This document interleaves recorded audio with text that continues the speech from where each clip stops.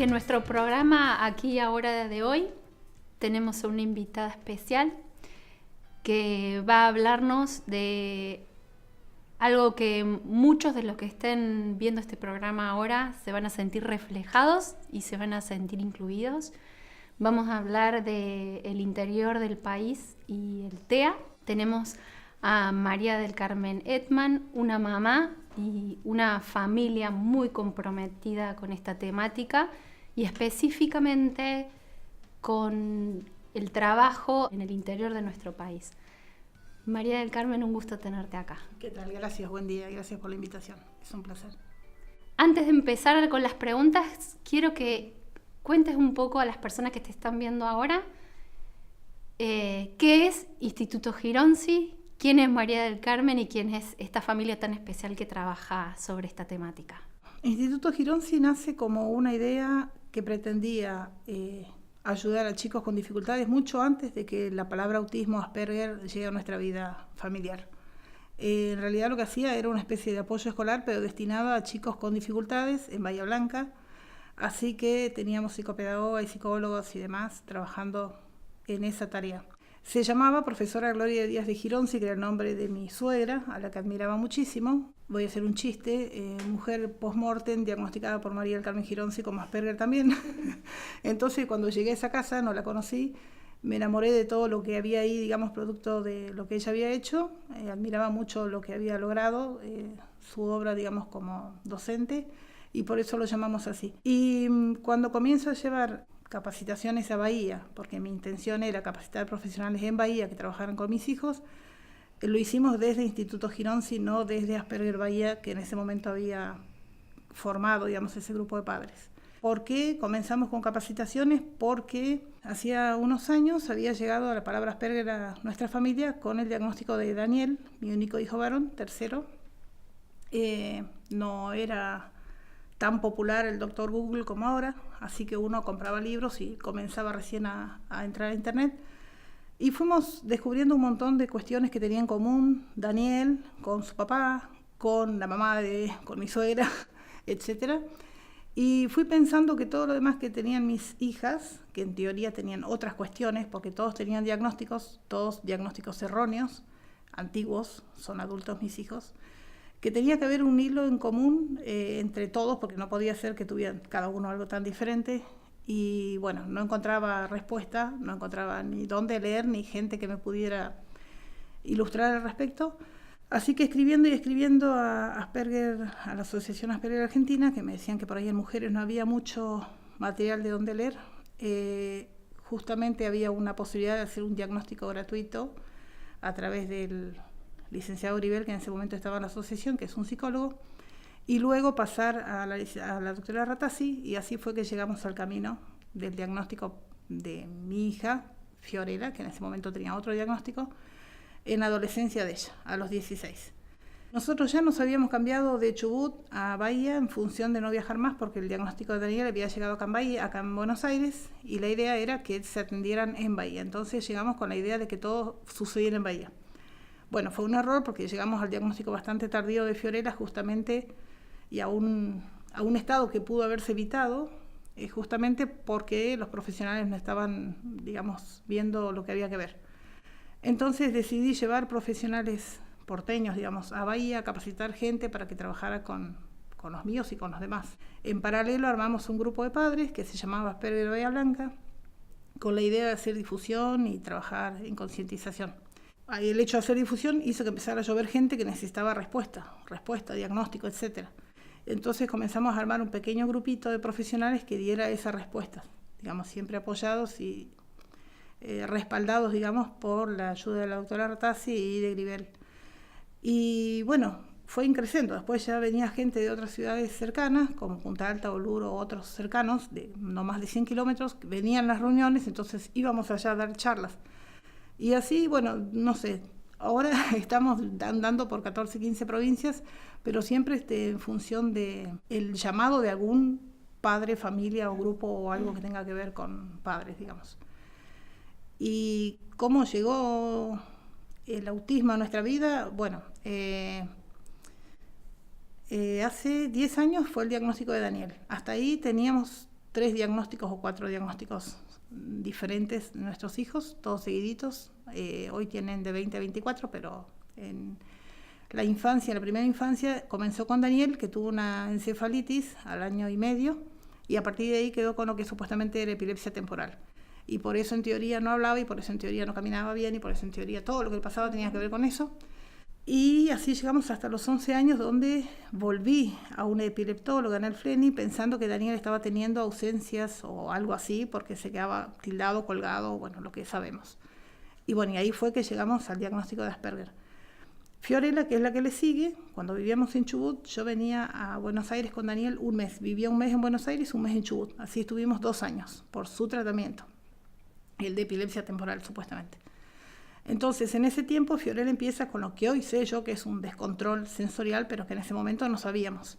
Entonces empieza con fobias específicas a los ruidos, a la lluvia, al agua. Si abrías la ducha llorabas, si llovía llorabas, y bueno, era un drama todo, y hasta que comienza Sala de 4, que empeoró todo, porque comenzó con fobia social, decían también, y comenzamos a ir a la psicóloga.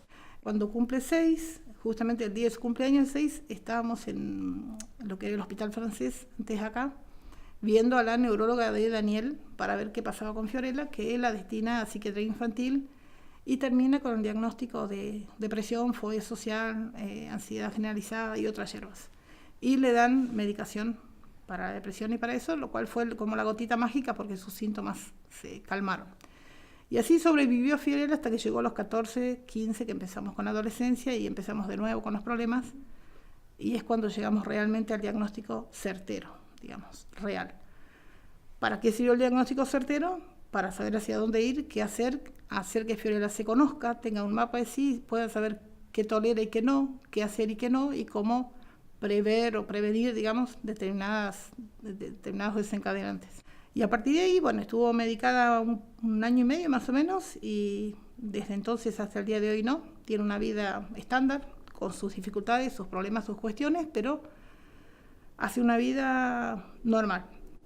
En este momento está viviendo en Bahía, en este momento sola, trabaja, estudia, tiene novio, así que hace lo que más o menos hace toda la gente.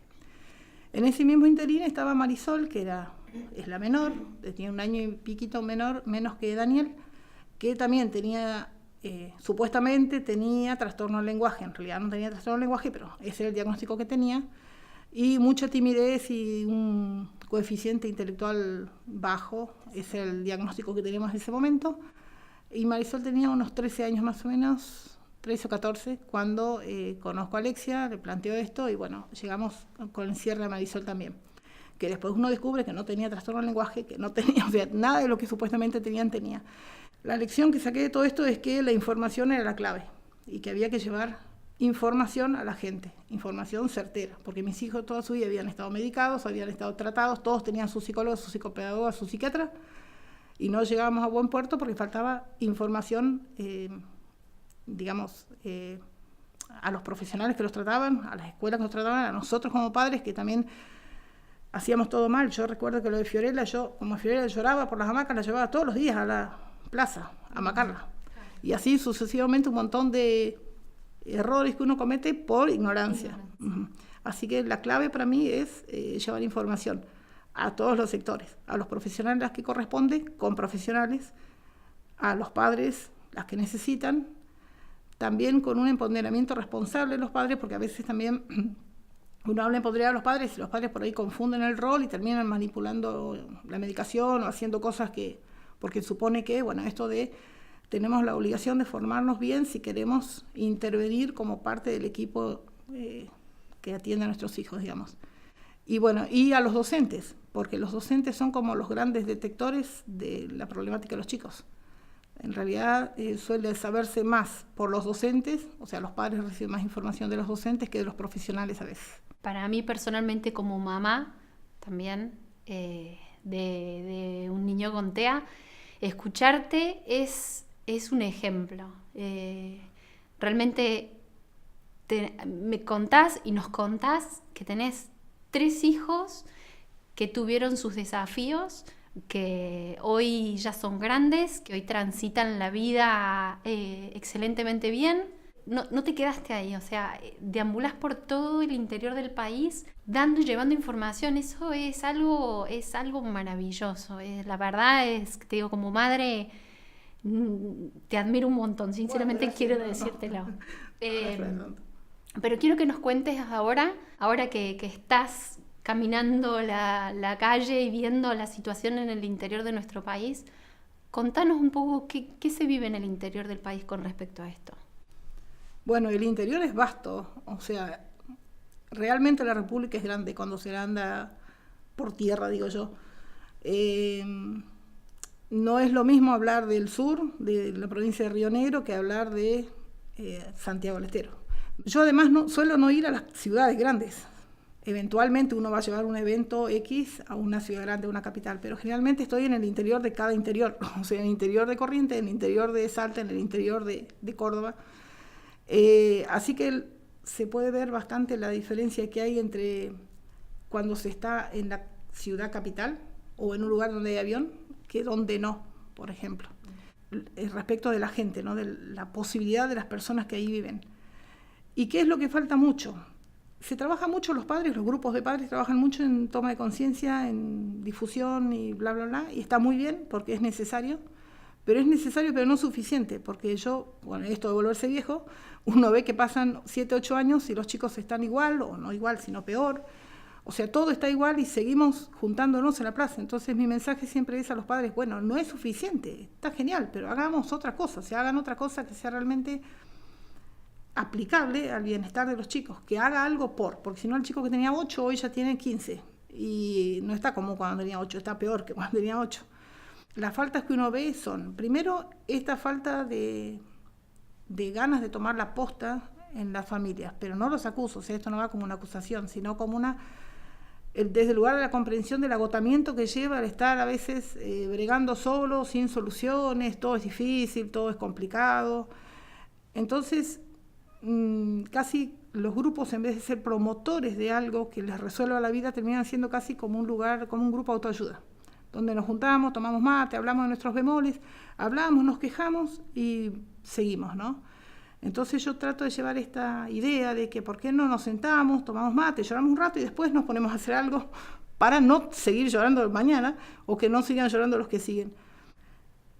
También falta información veraz. Por ahí hay información, pero la gente no logra discriminar entre lo que es información buena información, digamos, y entre lo que es simplemente leer copia y pega de algo que sucedió hace 12 años y que por ahí lo promueven como la receta, digamos así, cosa que se ve bastante. Hay gente que te está hablando de cosas que ya están fuera, obsoletas, ¿no? Bueno, ¿qué falta? Falta gente que atiende en salud pública, o sea, políticas públicas, porque hay un gran segmento poblacional que no tiene idea de que tiene autismo, o sea, no saben qué es el autismo, no acceden a internet, o sea, no están en el lugar donde están los que sí están los grupos de padres, sino que hay gente que directamente ni sabe qué es el autismo y que lo están atravesando. Y eso uno lo encuentra cuando va a las escuelas, cuando va a los lugares, a los barrios marginados o a las colonias, como dicen en el interior, que vendría a ser la zona rural, digamos, y hay familias enteras con autismo y con otras hierbas también, que no tienen idea siquiera de qué. Por un lado eso, yo creo que es obligación de nosotros, los grupos de padres que estamos, o los padres que estamos trabajando en esto, tenemos la obligación de pensar en ese colectivo que está totalmente desatendido y bregar, cada uno en su lugar, por políticas públicas o por alguna forma de trabajo que pueda llegar a esa población también. Si pensamos en que trabajamos para todos, ¿no? Si pensamos en que yo no voy a trabajar para mis hijos, en que resolver el problema de mis hijos, sino intentar trabajar por toda la sociedad, que va a ser la sociedad que va a recibir a mis hijos, o sea, donde van a vivir mis hijos y mis nietos y sucesivamente. Eso es una cuestión. Otra es llevar información, llevar capacitación, es algo que está sucediendo bastante ahora, por suerte, mucho más que antes. Antes, me refiero a 7, 8 años atrás, hay mucha gente viajando a llevar capacitaciones, muchos equipos porteños, profesionales porteños viajando a llevar capacitaciones, pero siempre a ciudades grandes también, ¿no? Pero bueno, por lo menos se acerca un poco a la población. Falta también profesionales de diferentes disciplinas, que es algo que no podemos resolver. O sea, no hay terapeutas ocupacionales que trabajen en interacción sensorial, no los podemos inventar, no podemos pretender que alguien vaya a Buenos Aires una vez por semana. Entonces, ¿qué hacen? Viajan los pacientes a donde hay, si hay. O sea, si Dios quiere que haya, porque a veces no hay en 500 kilómetros a la redonda. Fonoaudiólogos tampoco hay. Y tampoco se puede inventar. Entonces, como yo suelo buscar cuestiones prácticas, o sea, resultados prácticos, siempre digo, ¿por qué no vamos a la transdisciplina? Si no podemos inventar una terapista ocupacional, antes que pensar que el chico viaje 800 kilómetros a ver a una terapista ocupacional una vez por mes que no cambia su vida, ¿por qué no vamos y preparamos a alguien ahí? Siempre hay alguna estimuladora temprana, alguna psicomotricista, alguien, y de última hay un profe de educación física de última. Alguien va a ver que pueda ser preparado para trabajar con ese chico, con esos 2 o 3 chicos. No vamos a pretender que se transforme, o no vamos a poner en un lugar de terapista ocupacional, o que se transforme en un entendido en integración sensorial, pero que pueda trabajar con ese chico o ese grupito de chicos. Por ahí esto puede no ser bien visto, pero yo creo que hay soluciones que no son las ideales, repito, no son las mejores, pero que son las que aportan, porque si no se caen los tratamientos. Cuando recién te dicen, tenés que llevarlo todas las semanas a la fonoaudióloga y a la terapista ocupacional, y vos tenés toda la intención de llevarlo toda la vida, si hace falta, todas las semanas, pero la verdad es que después es insustentable, o sea, no se puede sostener. Y eso cobra un precio, además, olvidemos lo económico, que ya es un problema, pero suponiendo que no tuvieran problemas económicos, cobra un precio en la salud de la familia, en el mismo chico que tiene que viajar a atenderse en integración sensorial, justamente viaja hasta allá para 40 minutos de sesión y volver a viajar 2 horas. Entonces, ¿cuál es el resultado de esa terapia? Entonces, bueno, soy de la idea de que no sea tan ideal como ir a una terapista ocupacional, pero hacer algo realizable, claro. Y después otro problema son los neurólogos. Lo que más hay en el interior son neurólogos trabajando con los chicos. No hay tantos psiquiatras infantos juveniles, casi no hay psiquiatras infantos juveniles. Entonces hay neurólogos que lo ven desde su punto de vista, no se preparan por ahí tanto como debería ser, dado la autoridad que tiene su palabra y el peso que tiene su firma, deberían ser los que más capacitados estén. Y lamentablemente no es lo que se ve. O sea, lamentablemente hay que remediar un montón de cuestiones, un montón de errores, digamos, causados, digamos, por tratamientos que no fueron bien pensados o bien hechos, y eso tiene que ver con falta de formación. Y para mí es inadmisible que un neurólogo tenga falta de formación. Eso sí es inadmisible. Y no podemos poner a alguien que haga de neurólogo, no podemos buscar a alguien que supla al neurólogo. El médico es el médico, ¿no? Entonces, deberían tener conciencia.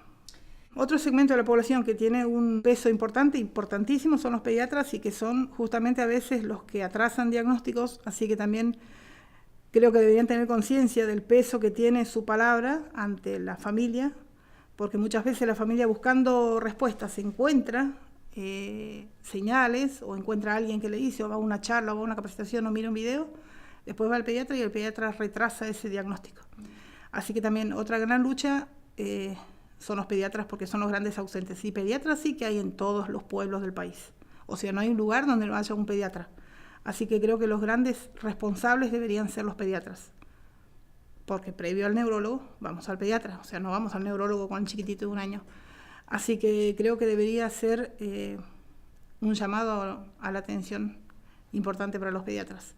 Porque le pedimos mucho a los docentes, que efectivamente no están preparados para el Estado, sino que tienen que poner buena voluntad, y no le pedimos tanto a los pediatras, que son los grandes responsables de la niñez. Mencionaste lo importante que es la información para el diagnóstico, la información para los padres, y coincido plenamente. Ahora, ¿cómo haces en el interior del país para llevar esta información? Vos mencionaste capacitación. ¿Cómo materializás hoy en el interior del país? En Jesús María, por ejemplo. ¿Cómo materializás si querés llevar formación a esa localidad? Bueno, primero suelo ir yo al lugar, conocer el lugar, conocer las familias que me llevan, o las familias existentes, conocer las escuelas, tratar de entrar a las escuelas si me permiten, conocer qué recursos humanos hay que podamos trabajar desde lo terapéutico, o sea, conocer, hacer un relevamiento. Así que voy 1 o 2 veces yo a ese lugar y me quedo unos cuantos días cada vez que voy. Y ahí empezamos a pensar con esa gente cuál es la capacitación más inmediata según lo que haya y según las necesidades, cuál es la más inmediata para esa población y cuáles son los recursos que tiene esa población. No es lo mismo si armo algo en Posadas o en Salta Capital que si armo algo en un lugar donde tienen 15.000 habitantes, por ejemplo, que he estado, y que había una pediatra y una psicopedagoga. Entonces, hay lugares donde es inviable llevar una capacitación presencial. Entonces hacemos algo posible, siempre vamos con un profesional y llevamos otras cosas. Alexia por Skype, por video, por teléfono, cuando no anda nada. Y después pensar, por ejemplo, en Bellavista Corrientes comenzamos por los docentes, porque era la mayor necesidad. En Jesús María vamos a comenzar por profesionales. ¿Qué hacemos? Pensamos una pequeña capacitación de 4 o 5 meses, presencial, que vayan algunos profesionales, y luego trataremos de hacer algo más interesante después. Pero también pensando que sea bastante práctica, o sea, que sea lo más práctica posible, o lo más teórico-clínica posible, si es para profesionales, o práctica con trabajo para trabajar dentro del campo escolar, si es para docentes. O sea, que realmente no sea leer, responder un par de preguntas y aprobar, y tener un papel, porque realmente yo siempre digo que no vendo papel, así que no vendo puntaje docente. La primera pregunta es, ¿hay puntaje docente? No, porque yo pretendo vender capacitaciones, no puntaje docente o certificado. Por supuesto que merecen un certificado, y lo tienen, pero que no sea por el certificado que se mueven. Entonces tratar de que tengan que hacer trabajo de campo, donde sea que esté el que está tomando la capacitación, ¿no? Cuando hay profesionales, intentamos a partir de ahí convocar a lo que es un programa de voluntariado y que comiencen a trabajar primero como un medio de aprendizaje, a trabajar lo que es screening o diagnóstico, si hay un grupito más o menos interdisciplinario, que es dado gratuitamente a la comunidad, como una forma de aprendizaje, supervisado y guiado por los profesionales, profesores o directores del curso. Si son docentes, tratar de trabajar lo que es señales de alarma en la escuela en diferentes niveles, o hacer screening en la escuela en diferentes niveles, y tratar también de que estudiantes avanzados de carreras docentes hagan lo que llamamos acompañante terapéutico, para que comprendan la problemática desde ahí. Los que son estudiantes avanzados de carreras como psicología o psicopedagogía entren al voluntariado y comiencen a hacer lo que llamamos diagnóstico interdisciplinario, que implica ateneos y discusión de casos y demás. Por ejemplo, en Jesús María no hay nada de todo eso. ¿Pero qué tenemos? Una psicóloga con buena voluntad, una terapista ocupacional que está dispuesta a viajar de Córdoba para allá, una psicóloga que vendría, no me acuerdo de qué lugar, cerca. Entonces, con todo eso, armaríamos un grupito que sería de un trabajo voluntario, haciendo diagnóstico gratuito. Ahora, lo que se me complica todavía es el tramo, digamos, tratamiento. Hasta el diagnóstico gratuito llegamos bien con los voluntarios, pero no se puede sostener un tratamiento voluntario todo el tiempo.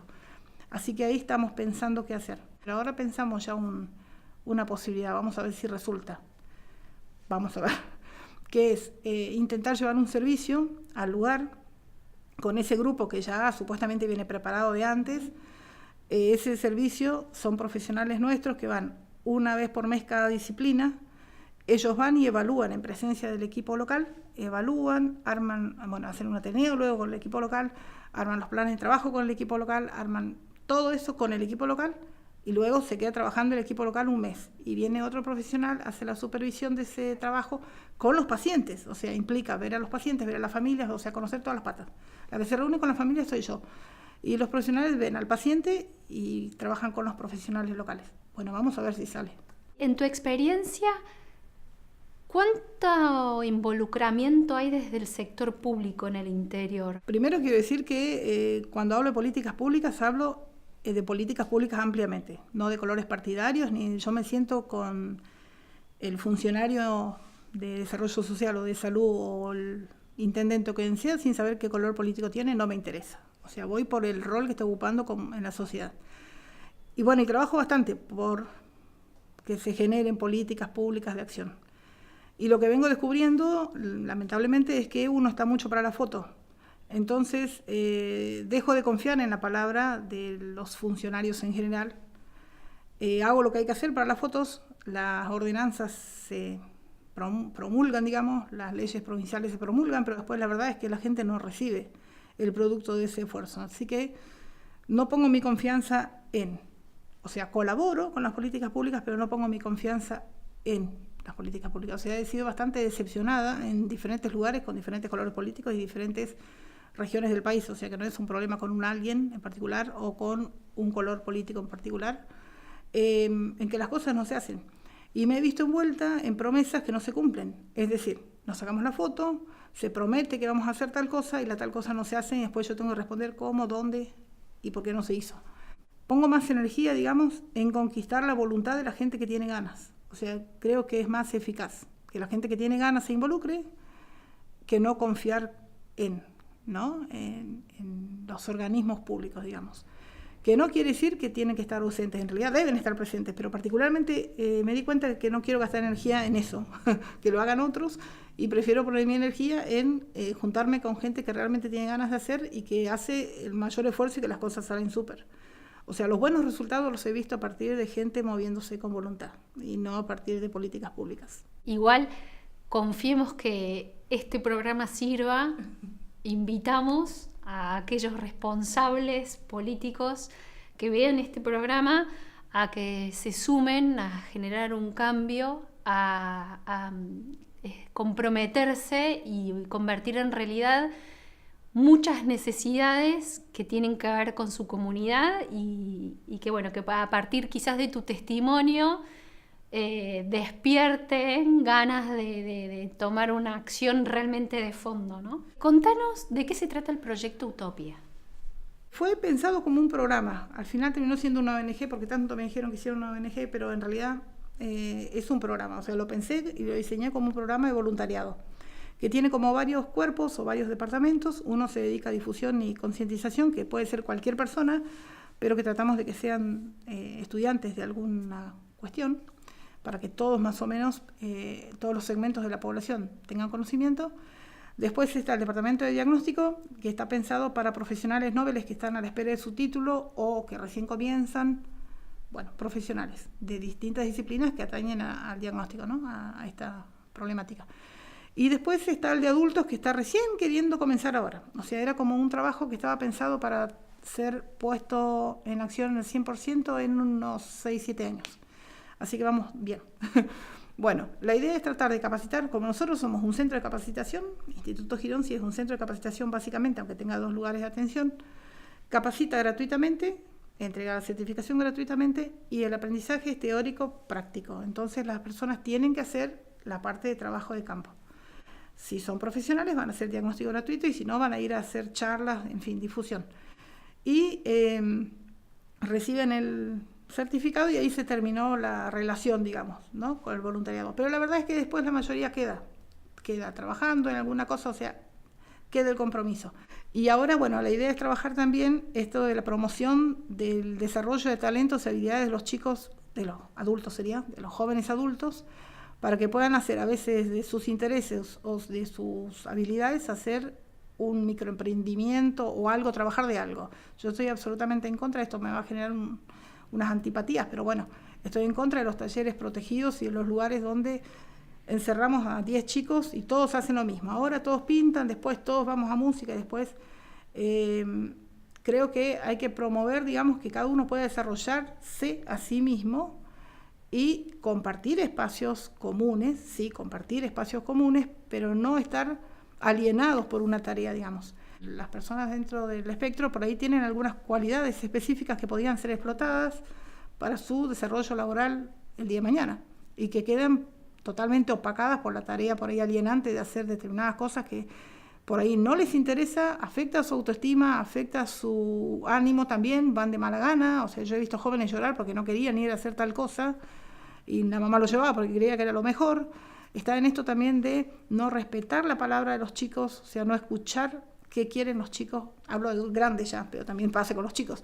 Pero hablando de los grandes, los papás por ahí creyendo que hacen lo mejor porque los llevan a tal lugar y no se los escucha y ellos por ahí tienen un montón de cuestiones para dar que jamás son puestas a la luz. Entonces, en función de eso ahora, por ejemplo, me empecé a contactar con la gente de Brincar, con la gente de Portal Miró, para llevar los productos que hacen los jóvenes adultos a diferentes lugares en el país. O sea, cada vez que voy a un lugar, llevar para que los conozcan, por un lado. Por otro lado, nos informamos, hay una chica que escribió un libro, bueno, vamos a editar ese libro para llevar su libro a diferentes lugares. Que vayan como conociéndose los talentos y habilidades de los chicos en diferentes cuestiones.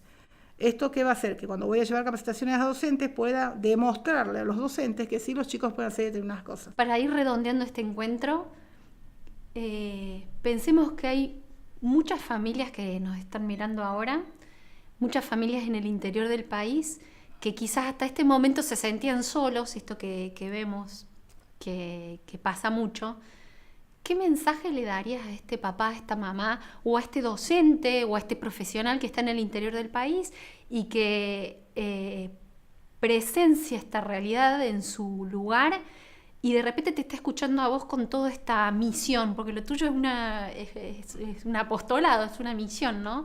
¿Qué mensaje le darías a toda Lo esta mío fue una persona? excusa para no cocinar más, porque en realidad somos 6. Entonces, las primeras veces que salía de viaje, yo dejaba todo organizado. El jueves comen esto, el viernes esto, el sábado. Y después, como ya no alcanzaba el tiempo, fui dejando y me emancipé, ¿te das cuenta? Esa es la verdad. Me emancipé de casa. Bueno, la idea es que si son papás, yo creo que formarse es la palabra clave para todos. Padres, docentes, profesionales. No hay otra alternativa. Entonces, los papás también, buscar, según donde vivan, buscar alguna palabra que por ahí están en internet. Si están viendo esto es porque tienen acceso a internet, por ende van a encontrar un montón de instituciones como Panacea, como Brincar, como Azar, como un montón de instituciones donde hay información. Así que lo primero es informarse y luego tratar de formarse, porque solo informarse tampoco es la cuestión. Para poder ser partícipe del equipo, digamos, o poder evaluar si el equipo que está haciendo tal cosa con mi hijo lo está haciendo bien, tengo que saber un poco de todo. Y después, si es docente, bueno, es más complicada la tarea del pobre docente, porque la verdad que el pobre docente tiene un montón de alumnos con diferentes realidades y tiene que hacerse cargo de un montón de cosas. El Estado no le da la capacitación que necesitaría, entonces tiene que pagar de su bolsillo para conseguir una capacitación. Así que yo digo que tenemos que tener contemplación con los docentes, pedirles, pero no explotarlos como padres. Como padres a veces también ponemos mucha expectativa en el docente y tenemos mucha contemplación con los profesionales. Y yo digo que es al revés. El profesional está trabajando para tu hijo. Por ende, los profesionales están al servicio de tu hijo, para tu hijo. Deberían colaborar con la escuela, ellos, en función del paciente, colaborar con la escuela. Y muchas veces le pedimos al docente que sea el que se haga cargo de entender lo que le pasa a mi hijo, capacitarse y pagarse la capacitación para mi hijo, ir a la reunión con los profesionales, al gabinete. Pero espera, si son los profesionales, ¿por qué los profesionales no van a la escuela? ¿Apelamos a la buena voluntad de los docentes? Sí, apelamos a que pongan buena onda, como dicen, y lean lo que les llevamos, porque a veces llevamos material y no leen, o vayan a tal reunión que hacemos, o vayan a tal evento de difusión gratis que hacemos. Apelamos a su buena voluntad y ojalá que los docentes sean nuestros aliados. Pero tenemos que tener también un poco de empatía. Nosotros que pedimos tanto empatía hacia la sociedad, pedimos inclusión en la sociedad, pedimos que la sociedad comprenda nuestra situación a nuestros hijos, como solemos decir. Muchas veces no estamos posicionados en ese lugar como familia. Yo no sé qué pasa con las otras familias de los otros colectivos de problemática de salud, pero dentro del colectivo TEA somos a veces bastante incomprensivos con el resto de la sociedad y bastante demandantes, esa es la palabra. Y ciertamente que tenemos un problema grave en manos, a veces no es mi caso por ahí, pero realmente hay familias que tienen un problema muy grosso en sus manos, pero ser demandante no colabora que la sociedad acepte a tu hijo. O sea, más bien tenés que ser propositivo, porque si sos propositivo, la sociedad va a tener ganas de juntarse con vos, con tu hijo. En cambio, si sos demandante y siempre estás quejándote de lo que no hay, de lo que no da, la escuela no da, la escuela, es como que vamos a complicar más la realidad social de ese lugar donde va a vivir tu hijo, ¿no? Y bueno, y a los profesionales pedirles, por favor, eso, que se formen. No porque, o sea, queda mal que yo diga esto porque yo vendo capacitaciones, pero la idea es que se tienen que formar, donde quiera que sea. Pero las cosas cambian mucho. Considerar que nunca aprendemos todo. Todos los días estamos aprendiendo algo y es más, tenemos que dejarnos sorprender por las cosas que vendrán, que todavía no tenemos ni idea y que seguramente nos van a sorprender. Esa sería la consigna. La verdad no tengo más que un agradecimiento así de gigante, un lujo tu exposición. Bueno, creo que este programa va a movilizar a muchas personas. Realmente gracias por dedicarnos tu tiempo. No. Y bueno, obviamente al final de este programa, todos los que lo están viendo van a tener información sobre cómo acceder a este gran proyecto que es Instituto Gironsi, al proyecto Utopías. Y bueno, prepárate, me hablaste que te querías comprar un motorhome. Bueno, te lo vas a tener que comprar porque me parece que después de este programa Se va a complicar. Sí, vas a tener que viajar de norte a sur de la Argentina, de este a oeste. Bueno, Gracias. no, gracias a ustedes, muy Gracias. amables.